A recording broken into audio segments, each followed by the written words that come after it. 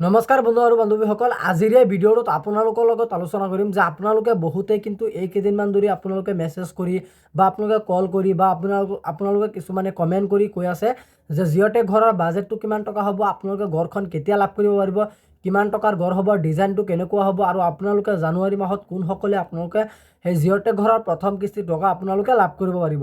গতিকে আজিৰ এই ভিডিঅ'টোত এইকেইটাৰ বিষয়ত আলোচনা কৰিম। গতিকে আপোনালোকে ভিডিঅ'টো সম্পূৰ্ণ প্ৰথমৰ পৰা শেষলৈ চাব। এতিয়া আমি আপোনালোকক দেখুৱাই দিম।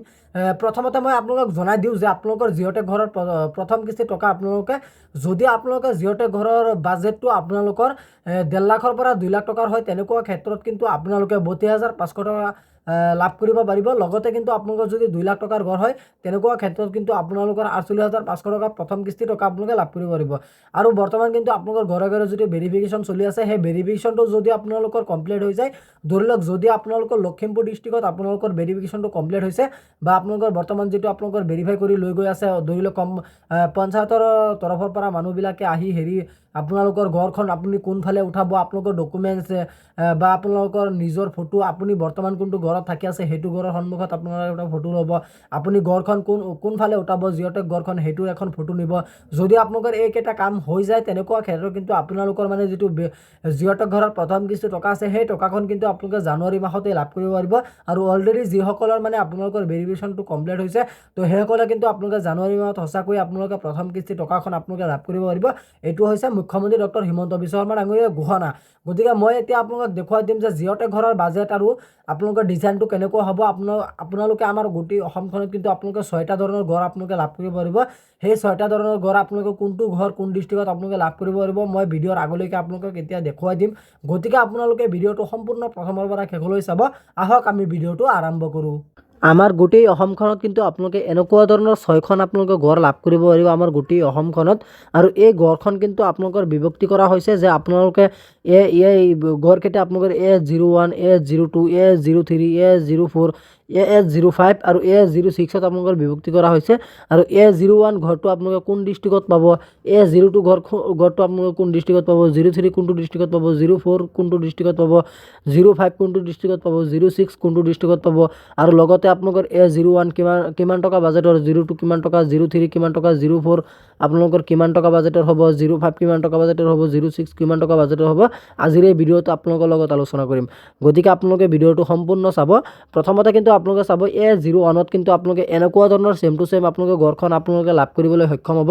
আৰু AS01ত আপোনালোকৰ কোনকেইটা ডিষ্ট্ৰিক্ট আপোনালোকে এই ঘৰখন লাভ কৰিব পাৰিব। প্ৰথমতে ইয়াত চাব Barpeta, Nalbari, Darrang, Morigaon, south of Kamrup, Nagaon, Golaghat and south of Sonitpur. গতিকে আপোনালোকে এইকেইটা আপোনালোকে এই ঘৰকেইখন আপোনালোকে লাভ কৰিব পাৰিব AS01ত। আৰু AS01ৰ আপোনালোকৰ মুঠ বাজেটটো কিমান টকা হ'ব এতিয়া মই দেখুৱাই দিম। 1,67,268 ৰুপিজ টকাৰ আপোনালোকৰ মুঠ বাজেটটো হ'ব আপোনালোকৰ AS01ত। আৰু AS02ত আপোনালোকৰ ছেম টু ছেম কিন্তু আপোনালোকে এনেকুৱা ডিজাইনৰ আপোনালোকৰ ঘৰখন লাভ কৰিবলৈ সক্ষম হ'ব। ছেম টু ছেম এনেকুৱা ডিজাইনৰ চাংঘৰ লাভ কৰিব পাৰিব। আৰু আপোনালোকৰ এই ঘৰটোৰ আপোনালোকৰ কোনকেইটা ডিষ্ট্ৰিক্টত লাভ কৰিব পাৰিব, ধেমাজি, লখিমপুৰ, যোৰহাট আৰু শিৱসাগৰ ডিষ্ট্ৰিক্টে আপোনালোকে ছেম টু ছেম এনেকুৱা ডিজাইনৰ ঘৰখন লাভ কৰিব পাৰিব। আৰু AS02ৰ আপোনালোকৰ মুঠ বাজেটটো কিমান টকা হ'ব ইয়াত চাব যে AS02ৰ কষ্ট ইষ্টিমেটেড আপোনালোকৰ কিমান টকা হ'ব, 1,55,808 ৰুপিজ টকাৰ মুঠ বাজেটটো হ'ব। তাৰপিছত কিন্তু AS03ৰ আপোনালোকৰ কোনকেইটা ডিষ্ট্ৰিক্টে আপোনালোকে এনেকুৱা ডিজাইনৰ ঘৰ পাব AS03ত, আৰু কোনকেইটা ডিষ্ট্ৰিক্টে পাব, কাৰ্বি আংলং আৰু ডিমা হাছাও ডিষ্ট্ৰিক্টে পাব। আৰু AS03ৰ আপোনালোকৰ মুঠ বাজেটটো কিমান টকা হ'ব ইয়াত চাব যে AS03ৰ আপোনালোকৰ বাজেটটো হ'ব 1,76,949 ৰুপিজ টকাৰ আপোনালোকৰ মুঠ বাজেটটো হ'ব। তাৰপিছত কিন্তু AS04ত আপোনালোকে ছেম টু ছেম এনেকুৱা ডিজাইনৰ আপোনালোকৰ ঘৰখন লাভ কৰিবলৈ সক্ষম হ'ব। আৰু AS04ত কিন্তু আপোনালোকে কোনকেইটা ডিষ্ট্ৰিক্টে পাব, কোকৰাঝাৰ, চিৰাং, বাক্সা, ওদালগুৰি, শোণিতপুৰ, বঙাইগাঁও, ধুবুৰী, গোৱালপাৰা, কামৰূপ, চাউথ, গোলাঘাট। গতিকে আপোনালোকে এইকেইটা ডিষ্ট্ৰিক্ট কিন্তু আপোনালোকে ছেম টু ছেম এনেকুৱা ডিজাইনৰ আপোনালোকে ঘৰখন লাভ কৰিবলৈ সক্ষম হ'ব।